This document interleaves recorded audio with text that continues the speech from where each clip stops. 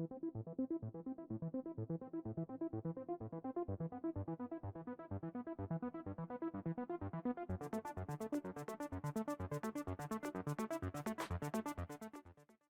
everyone, welcome back to the range. My name is Matt, also known as the Ammo Nerd. One of my favorite calibers to do any kind of data dump information reviews on is 5.7x28mm, and that's exactly what we have today. This is from Speer. This is their 40 grain gold dot loading, but this is their new design. Originally, was it 2 or 3 years ago now?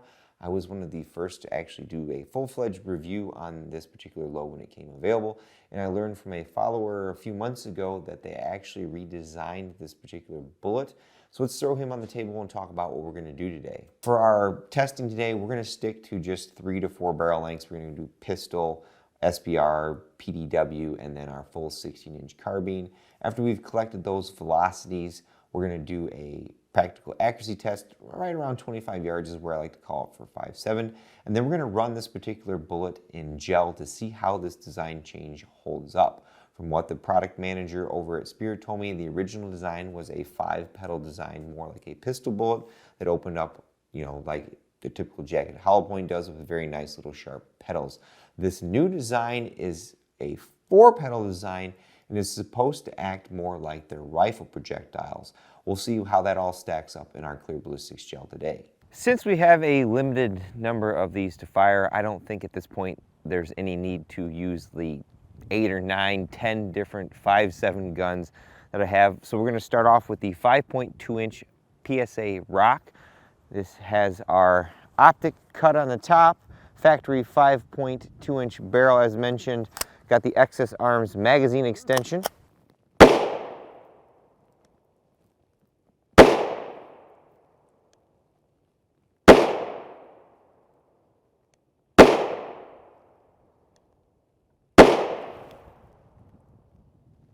I am not liking those velocities.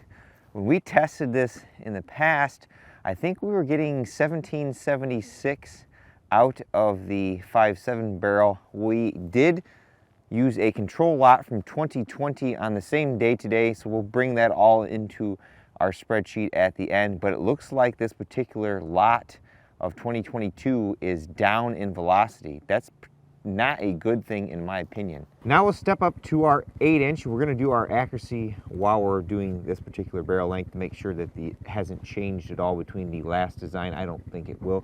This is our R.A.N.G.E MK57 8-inch barrel, as I mentioned, Yankee Hill single port QD muzzle brake up front.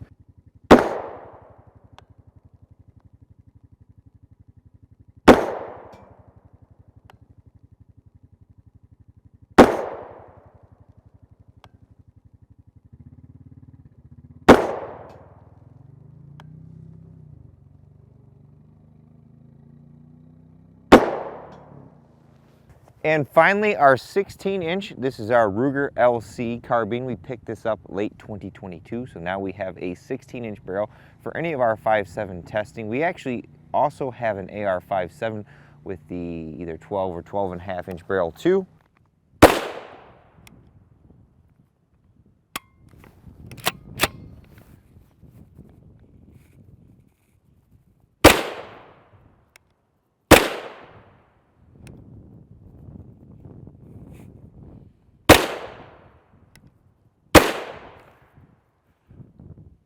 Here is our Speer gold dot at 25 yards using the MK57 with that 8-inch barrel. 0.616 inches. That is our second, or actually, excuse me, our third best group today. Our best group was our Protector 3 at 0.502 inches. Then our American Eagle at 0.613. Here was our Protector 2, 0.778, and the Exterminator 0.821. Very respectable for 5.7. Ideally, you know, it's a 100-yard, 150-yard maximum cartridge, and I always feel that 25 yards is a pretty good compromise with one of these shorter barrels for accuracy. Your mileage may vary, but I'll take it. Now the moment of truth. We're going to run our gold dot against our clear ballistics gel. This is a 10% variant, a 6x6x16 block with some backup blocks. We'll run one out of the 5.2, 8-inch, and 16-inch. Shot that one a little high. Let me go check.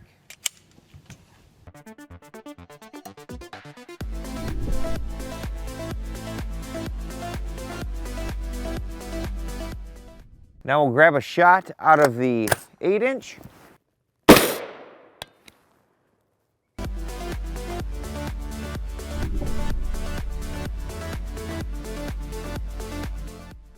And finally, we'll grab a shot out of the 16-inch.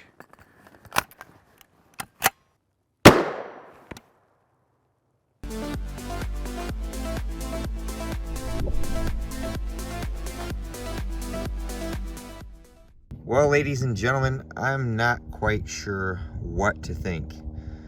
Our first shot was a little high. We do have instant neck. You can see quite a bit of disruption there. And right around to the 14.5-inch to 15-inch mark is our recovered round. It doesn't look like it expanded or did much at all.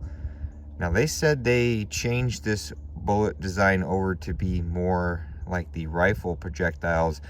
And again, this is clear ballistics gel. Organic gel could vary, but I'm not liking what I'm seeing there. Right around the 12-inch mark, hard to see, is the 16-inch, and then even down here at the 10-inch mark is the 16-inch that I placed too low. At the 14-inch mark over here is the 8-inch. We'll get these out to see what they look like. But originally, I liked the old design because we were exceeding 15 inches of penetration and we had expansion. So, you know, while we weren't in that rifle velocity threshold with this 40 grain bullet, we were getting expansion. So we were, you know, basically destroying more tissue as that bullet penetrated. Here is a top-down shot. At least we have very short neck. We do have some fragmentation coming off that bullet there, but it's, you know, 2 inches in. That's not really going to do a whole lot for any kind of self-defense or personal protection load. I am not sure what's going on with this particular bullet. There are our marching orders, the 5.2, the 8-inch, and then 2 shots of 16. I don't know, guys. When we shot the original Gold Dot, we had good expansion even in that shorter barrel length with wider petals. This particular design is giving us good expansion out of a 16-inch, but generally speaking, not a lot of people are shooting 16-inch 5.7s. They're in the 8 to 10-inch or pistols. I'm not sure I like that performance at all. We'll definitely get some measurements off these. You be the judge. That's your call. Before I lose all daylight, I'm going to see what this particular bullet design from Speer does against our level 3A. If you've been a long-time viewer of the channel, you know there are various different types of materials that make up different body armor. Typically in level 3A, which is a soft and flexible armor, we have aramid or Kevlar. It's usually a yellow material, very fabric-like. We also have ultra-high molecular weight polyethylene. That's our very high-strength plastic. It's white. Typically, when tested, the aramid Kevlar fibers fail to a lot of bullet designs when there's velocity involved, 5.7. Our polyethylene is what will stop that particular speed unless you get bullet construction with hardened cores like SS190. So we have an AR500 armor rime leg down there. That's a very budget-friendly level 3A panel. It is 100% pure and 100% through and through aramid.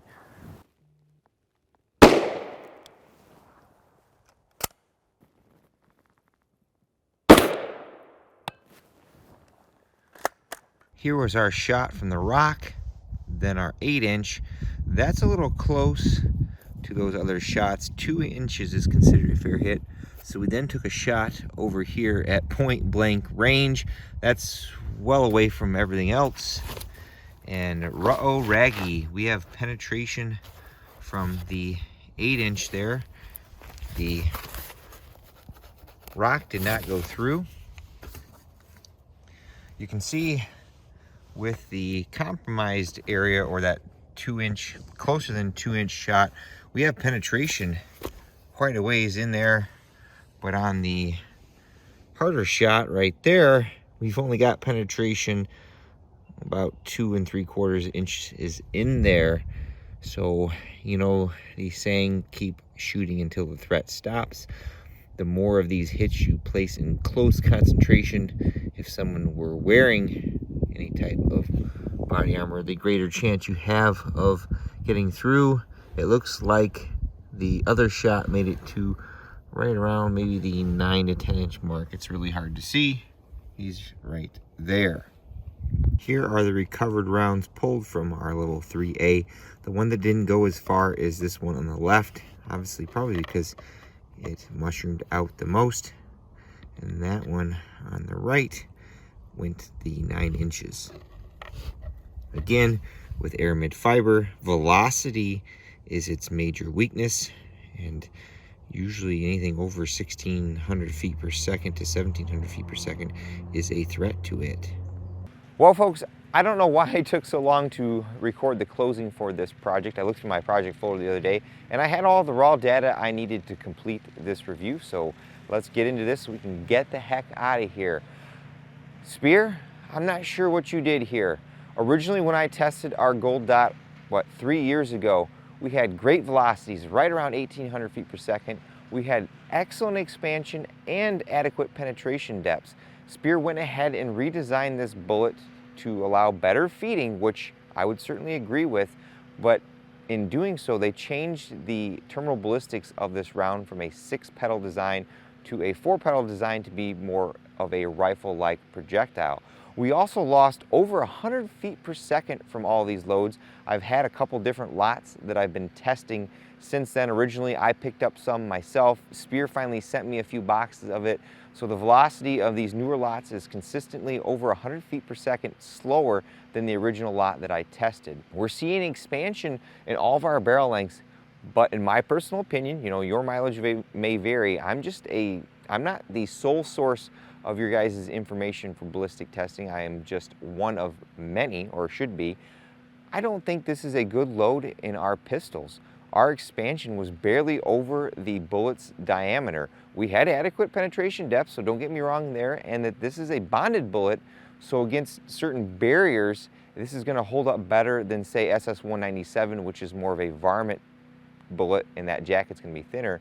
So there could be, you know, advantages to doing it that way. But if I had to carry this, I would rather carry the VMAX for our pistols over this. Now, when I say that, I want to carry a VMAX that the velocity is over 1,800 feet per second, you know, maybe 19 if we could get there. And currently the only way to get that is with our AAC VMAX. Haven't tested the Hornady yet, don't even have it. Not sure where that's going to be at, but this particular load, I think, with this redesign does better in our 8-inch or longer, up to 16-inch barrels. With all that being said, it's time for me to get the heck out of here. But at the end of all of my videos, I take a moment to thank all those who help make these possible, because there's a lot that goes into them. Number one is my Patreon, subscribe, star, and YouTube channel members. I did turn that on for my YouTube channel, so if you are consuming this on YouTube and you want to support me in any way, that's pretty easy to do, and it pretty much runs like Patreon. I post things there for members only before I post them publicly. Number two are the fine gentlemen over at Speer who sent me some of that ammunition to review with no strings attached. And of course, number three is you all for watching. Until next time, I'll catch you at the range.